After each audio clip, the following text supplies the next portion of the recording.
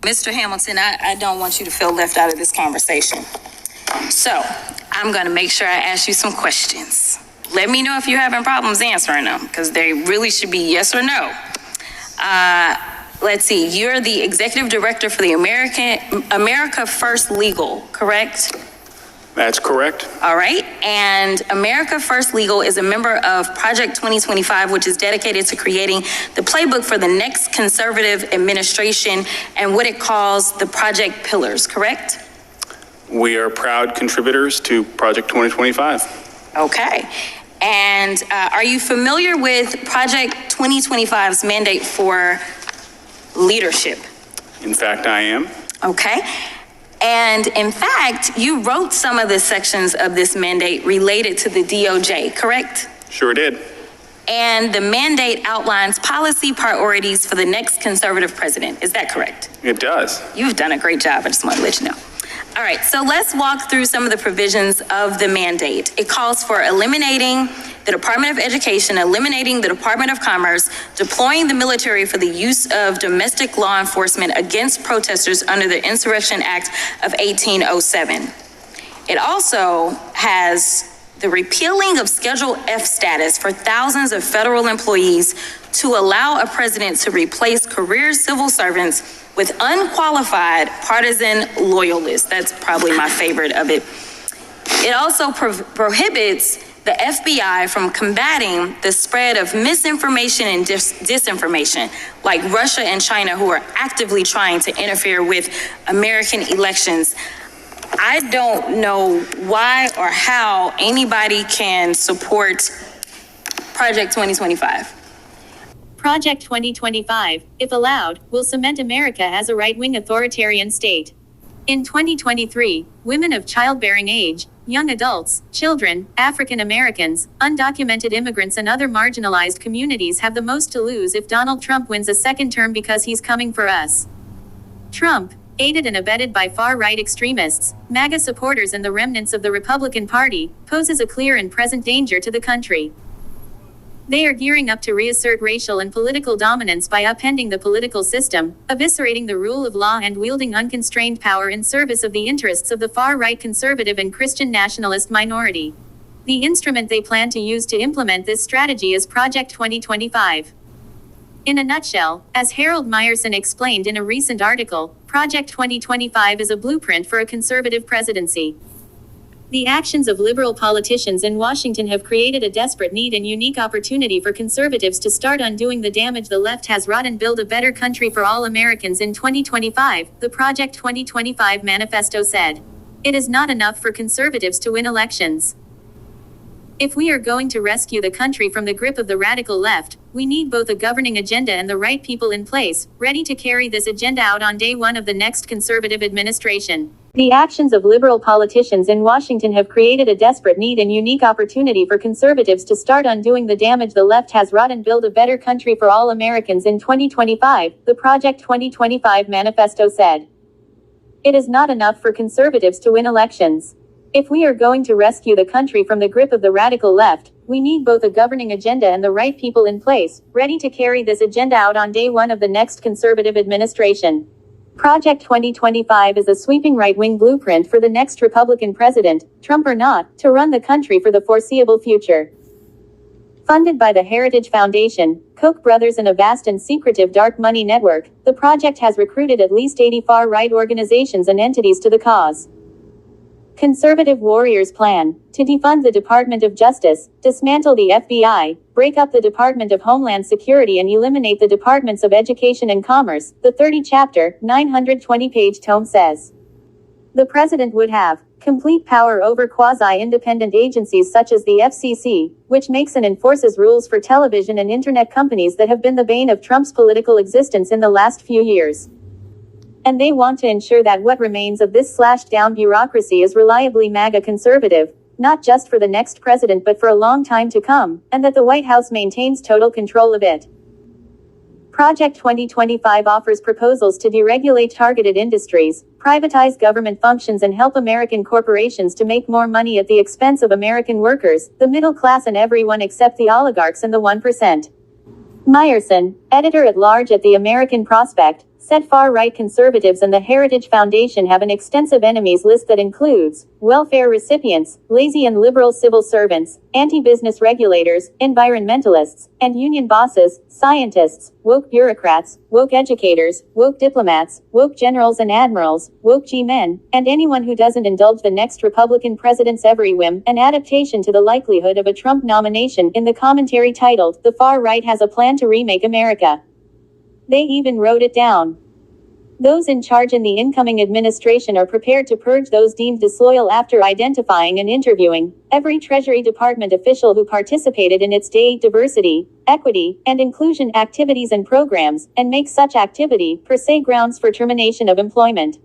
Leonard Leo, a major right-wing donor who significantly influenced and shaped the U.S. Supreme Court's conservative supermajority under Trump, has been a major fundraiser for Project 2025. On November 30th, the U.S. Senate Committee on the Judiciary voted to subpoena Leo as part of an ethics probe into undisclosed financial ties to U.S. Supreme Court justices. According to a press release from the nonprofit Accountable U.S., recent reporting from NBC shows that the Heritage Foundation, a conservative think tank, stepped up efforts to boost its Project 2025 initiative by ramping up grants to the venture aimed at creating a government in waiting for the next Republican presidential administration, according to a new tax filing. The foundation distributed over $1.67 million in grants in 2022, including a total of $965,000 to organizations on the advisory board of Project 2025, tax records show. These donations accounted for 58% of Heritage's total grant making in 2022. Project 2025's board of more than 80 conservative organizations includes nearly 40 that have received funding from dark money groups linked to Leonard Leo, a prolific fundraiser. Leo is affiliated with an extensive network of tax-exempt groups, including Donors Trust, a donor-advised nonprofit that directs money to other organizations and groups seeking to influence policy. America is at an inflection point, vacillating on a knife's edge because of Trump, who has tapped into a deep reservoir of grievance, hatred and resentment plans that will be fully unleashed in a second term. Trump's incendiary rhetoric, mirroring Hitler and Mussolini, is convincing observers that he's a fascist, to add to his authoritarian bent.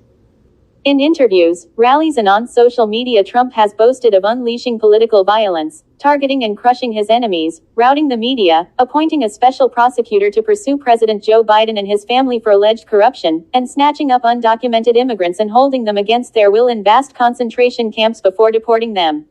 In addition, a number of critics charge, during Trump's revenge tour, he and his allies are determined to establish a right-wing, authoritarian, theocratic, white nationalist government. Writing recently on Truth Social, Trump said, "Republicans are already thinking about what we are going to do to Biden and the communists when it's our turn." He elaborated further. "We pledge to you that we will root out the communists, Marxists, fascists and the radical left thugs that live like vermin within the confines of our country that lie and steal and cheat on elections," Trump said in a recent speech. "They'll do anything, whether legally or illegally, to destroy America and to destroy the American dream. The threat from outside forces is far less sinister, dangerous and grave than the threat from within. Our threat is from within." This anti-democratic, illiberal move to upend the U.S. Constitution and government should be cause for deep concern. "I am not alone in fearing that if Trump gets back to the White House, there may not be a free and fair American election again in my lifetime." Astonishingly, a year before the 2024 contest, Trump is running away with the presidential nomination despite being impeached, indicted 4 times and charged with 91 felonies in state and federal courts. He leads the pack even though his former officials warned the electorate not to vote for him, and despite being called morally bankrupt and lethally incompetent by a former Trump White House official. Author and legal analyst James Zurin said in an op-ed in The Hill on November 13, Trump wants to terminate the Constitution to restore himself to power, an insurrectionary act in and of itself. That power would be in the hands of the president with neither checks nor balances. The pro-Trump insurrection at the U.S. Capitol, Jan. 6, 2021, Alex Kent. Trump has vowed on day one to invoke the Insurrection Act to deploy the military to violently crush any protest or dissent. He plans to purge the Justice Department of anyone deemed disloyal and deploy across 4 federal agencies a 50,000-strong block of loyalists to defense, legal, judicial and regulatory slots. Political consultant and media strategist Rick Wilson expressed alarm at the Trump-induced danger that looms. He's using the power of government, the state, to punish his political enemies, use the power of the state to achieve his personal political vengeance on people who he believes have wronged him, said Wilson, a former Republican, co-founder and board member of the Lincoln Project, who lives in Tallahassee. This is not America. This is something much darker, much different, much more dangerous. Alex Aronson, executive director of Court Accountability, a nonpartisan judicial research and advocacy organization, said Americans should be working assiduously and in concert to confront, disrupt and obliterate this insidious plot. Project 2025 is a plan to destroy the U.S. government, said Aronson. It's an enormous problem, a huge problem that the U.S. government isn't standing up to this moment. It's complicated and speaks to some tensions on the left. Aronson said no one should assume that the Republican Party is an honest operator, explaining that the party and its allies are willing to use violence and extremism to reach its ends. And like James Baldwin, he said Americans are fighting for their very lives. The impulse is to work with these people and misconceive the nature of their project, which is a blueprint to destroy the U.S. government. We have to see this threat for what it is, Aronson said.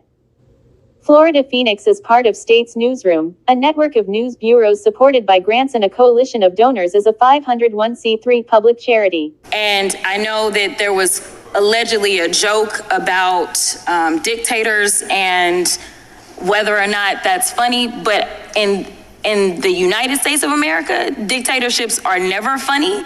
And Project 2025 is giving the playbook for authoritarianism as well as the next dictator to come in. Project 2025, the policy substance behind Trump's showmanship, reveals a radical plan to reshape the world. In April 2022, conservative American think tank the Heritage Foundation, working with a broad coalition of 50 conservative organizations, launched Project 2025, a plan for the next conservative president of the United States. The project's flagship publication, Mandate for Leadership, The Conservative Promise, outlines in plain language and in granular detail, over 900+ pages, what a second Trump administration, if it occurs, might look like. The mandate's veneer of exhausting technocratic detail, focused mostly on the federal bureaucracy, sits easily alongside a Trumpian project of revenge and retribution. It is the substance behind the showmanship of the Trump rallies. Developing transition plans for a presidential candidate is normal practice in the U.S. What is not normal about Project 2025, with its intertwined domestic and international agenda, are the plans themselves. Those for climate and the global environment, defense and security, the global economic system and the institutions of American democracy more broadly aim for nothing less than the total dismantling and restructure of both American life and the world as we know it. The unapologetic agenda, according to Heritage Foundation President Kevin D. Roberts, is to defeat the anti-American left, at home and abroad. Recommendations include completely abolishing the U.S. Federal Reserve in favor of a system of free banking, the total reversal of all the Biden administration's climate policies, a dramatic increase in fossil fuel extraction and use, ending economic engagement with China, expanding the nuclear arsenal, and a comprehensive cost-benefit analysis of U.S. participation in all international organizations, including the UN and its agencies. And that's not all. Australia itself is mentioned just 7 times in the substantive text, with vague recommendations that a future administration support greater spending and collaboration with regional partners in defense and send a political appointee here as ambassador. But even if only partially implemented, the document's overarching recommendations would have significant implications for Australia and our region. Project 2025 is modeled on what the Foundation sees as its greatest historical triumph. The launch of the first mandate for leadership coincided with Ronald Reagan's inauguration in January 1981. By the following year, according to the Foundation, more than 60% of its recommendations had become policy. 4 decades later, Project 2025 is trying to repeat history. The project is not directly aligned with the Trump campaign. It has in fact attracted some ire from the campaign for presuming too much. Trump is under no obligation to adopt any of its plans should he return to the White House. But the sheer number of former Trump officials and loyalists involved in the project, and its particular commitment to supporting a Trump return, suggest we should take its plans very seriously. Much of what is happening now in the U.S. is unprecedented. Trump, the presumptive Republican nominee, is currently locked in a Manhattan courtroom defending himself from criminal charges. Despite this unedifying spectacle, Current polling separates Biden and Trump by a gap of just 2%, according to the latest poll. This year will be an existential test for American democracy. Is America enduring a slow civil war? Jeff Charlotte visits Trump rallies, a celebrity megachurch in the manosphere to find out. Project 2025's chosen method for engineering its radical reshaping of that democracy takes a startlingly familiar bureaucratic approach. It aims to create a system where any potential chaos is contained by an administration and bureaucracy united by the same conservative vision. The vision rests on 4 pillars. Pillar 1 is the 920-page mandate, the manifesto for the next conservative president and the major focus of this analysis. Pillar 2 is the foundation's recruitment program, a kind of conservative LinkedIn that aims to build a database of vetted, loyal conservatives ready to serve in the next administration. The program is specifically designed to deconstruct the administrative state, code for using Schedule F, a Trump-era executive order, since overturned, that would allow an administration to unilaterally recategorize, fire and replace tens of thousands of independent federal employees with political loyalists.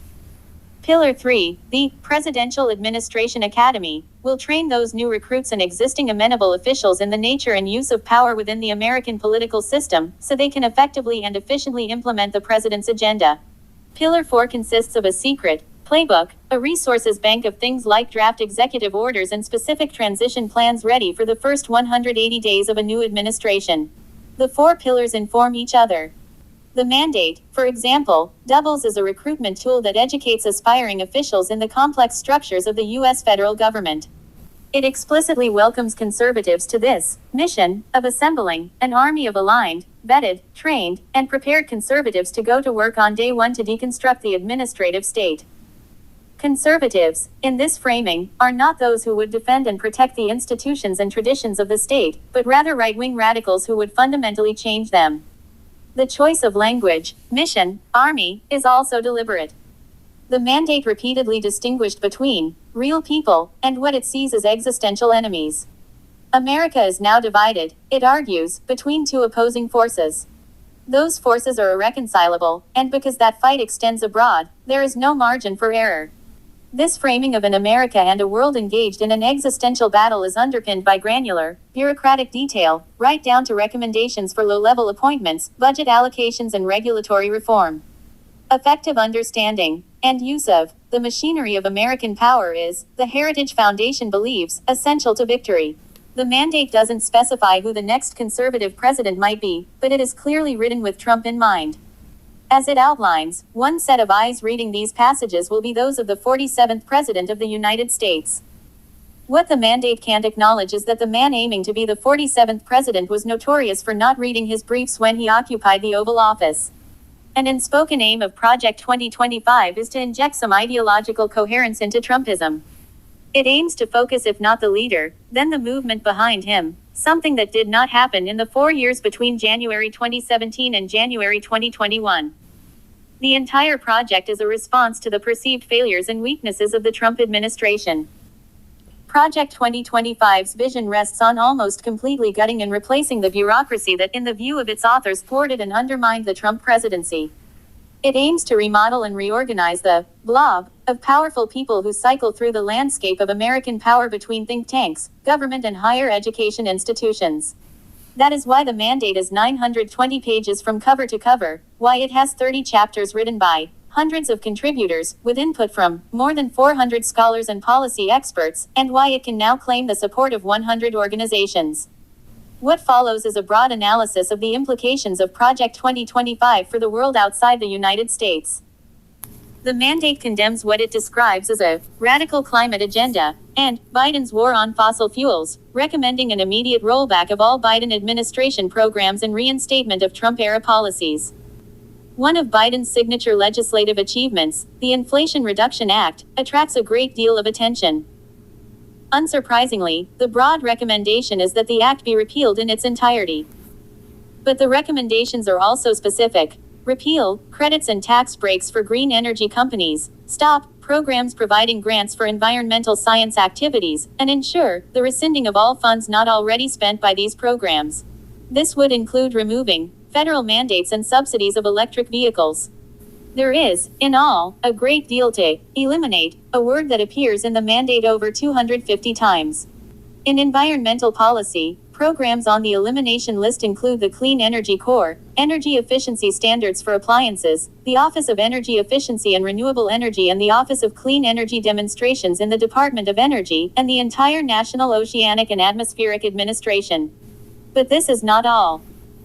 The elimination of climate-focused programs, legislation, offices and policies would be accompanied by a dramatic increase in fossil fuel extraction and use, a reversal of Biden's war. The chapter on the Department of the Interior, which manages federal lands and natural resources, recommends it conduct offshore oil and natural gas lease sales to the maximum extent permitted, and restart the coal leasing program. This should include returning to the first Trump administration's plans to further open the Arctic National Wildlife Refuge to oil fields development. The Federal Energy Regulatory Commission should, likewise, not use environmental issues like climate change as a reason to stop LNG projects. Given the size and influence of the U.S. economy, these policies would inevitably have global implications. This is not lost on the mandate's authors. The fight against the radical climate agenda is both local and global. The chapter on Treasury, for example, recommends that a conservative administration withdraw from climate change agreements that are inimical to the prosperity of the United States. This includes, specifically, the UN Framework Convention on Climate Change and the Paris Agreement, which Trump withdrew the United States from in 2020, and Biden rejoined in 2021. Analysis by The Guardian argues that taken together, these plans for rewinding climate action and accelerating fossil fuel extraction and use would be even more extreme for the environment than those of the first Trump administration. This would not be a straightforward case of the U.S. reverting from being a good actor on climate to a bad one.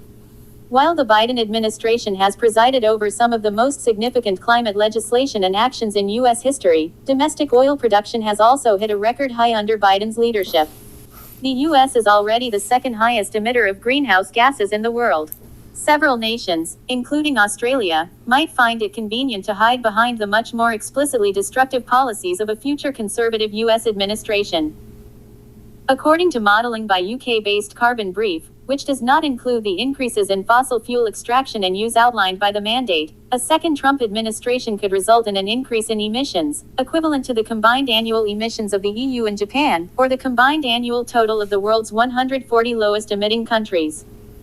That would mean, even without accounting for the opening of new oil reserves in places like Alaska, a second Trump term would likely end any global hopes of keeping global warming below 1.5 C. Project 2025's authors are, of course, unapologetic. The mandate demands that the next conservative administration go on offense and assert America's energy interests around the world to the point of establishing full-spectrum strategic energy dominance in order to restore the nation's global primacy. Restoring that global primacy is the focus of Section 2 of the mandate. This section argues the Departments of Defense and State are first among equals, with the executive branch suggesting international relations should be a major focus for the next conservative presidency. It argues the success of such an administration will be determined in part by whether defense and state can be significantly improved in short order. Why is that improvement so important? Because, according to the mandate, the U.S. is engaged in an existential battle with its enemies, in a world on fire. China is, unsurprisingly, the main game, America's most dangerous internal enemy. The mandate's overwhelming focus on China and its assessment that the world is in an era of great power competition is not radically different from the position of the current administration, nor the rest of the Western world. But the mandate's suggested response is different. The next conservative president, the mandate claims, has the opportunity to restructure the making and execution of U.S. defense and foreign policy and reset the nation's role in the world. For defense, this reset means restoring warfighting as its sole mission, and making its highest priority defeating the threat of the Chinese Communist Party. It means dismantling the Department of Homeland Security and bringing its remit under defense. It then recommends the department help with aggressively building the border wall system on America's southern border, and deploy military personnel and hardware to prevent illegal crossings. Along with this expanded, more aggressive role for the Pentagon, the mandate advocates for a dramatic expansion in defense personnel. A reduced force in Europe would be combined with an increase in the Army force structure by 50,000 to handle two major regional contingencies simultaneously. It's not quite clear how recruitment would be boosted so quickly.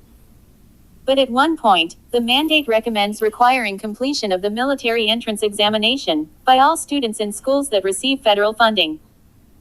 This is one of many lines that hints at a radical reshaping of American life. The two major contingencies: the department must prepare for appear-to-be threats from both China and Russia.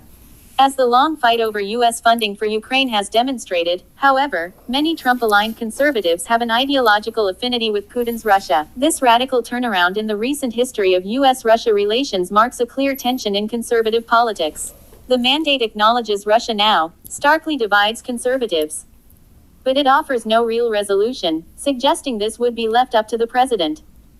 Inevitable contradictions like this run throughout. Even on China, one of very few issues that unites conservatives and liberals, the mandate can contradict itself. One chapter, for example, worries about China blocking market access for the United States. Trump has repeatedly toyed with the possibility of using nuclear weapons. In 2016, the then candidate was pressed on why he wouldn't rule out using them. He responded with his own question: then why are we making them? Why do we make them?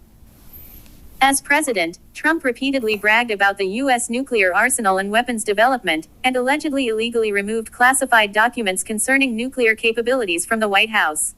During his presidency, the U.S. also dropped the biggest non-nuclear bomb, nicknamed with characteristic misogyny the mother of all bombs, on Afghanistan. The mandate encourages more weapons development. It argues the Department of Energy should refocus on developing new nuclear weapons and naval nuclear reactors.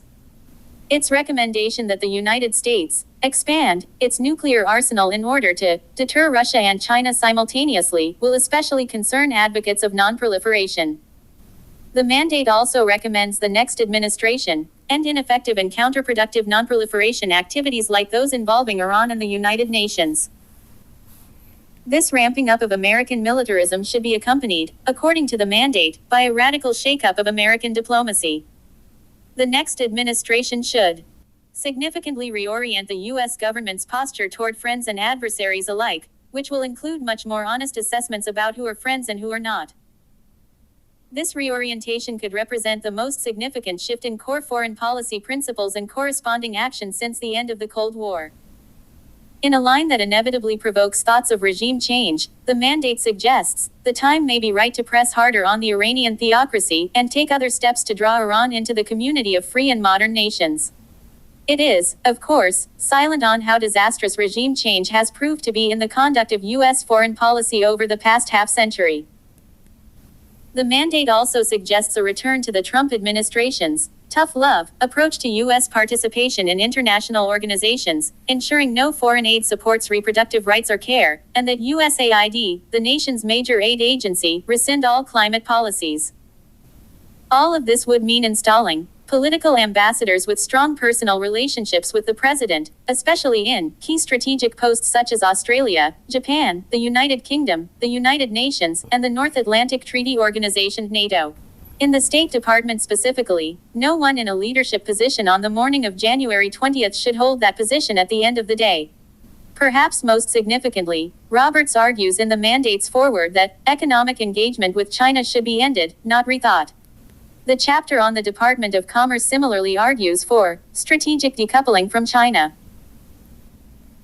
Given the size and scope of the American and Chinese economies, and smaller nations like Australia's reliance on stable economic relations with both, such a decoupling from China, alongside a ramping up of militarism, would have significant, wide-ranging consequences. Another recommendation is that the United States withdraw from both the World Bank and the International Monetary Fund (IMF) and terminate its financial contribution to both institutions. The global consequences of even more radical suggestions like a return to the gold standard, or even abolishing the federal role in money altogether, in favor of a system of free banking, are genuinely mind-boggling. Project 2025 opens a window onto the modern American conservative movement, documenting in minute detail just how much it has reoriented itself around Trump and the ideological incoherence of Trumpism more broadly. The success, or not, of this effort to unify the movement will also have international implications, as those same organizations and individuals cultivate their connections with the far right globally. While Trump, as always, is difficult to predict, there are long and deep links between his campaign and supporters and the project's supporters and contributors. Nothing is inevitable, but should Trump return to the White House, it is highly likely at least some of Project 2025's recommendations, policies, authors, and aspiring officials will join him there.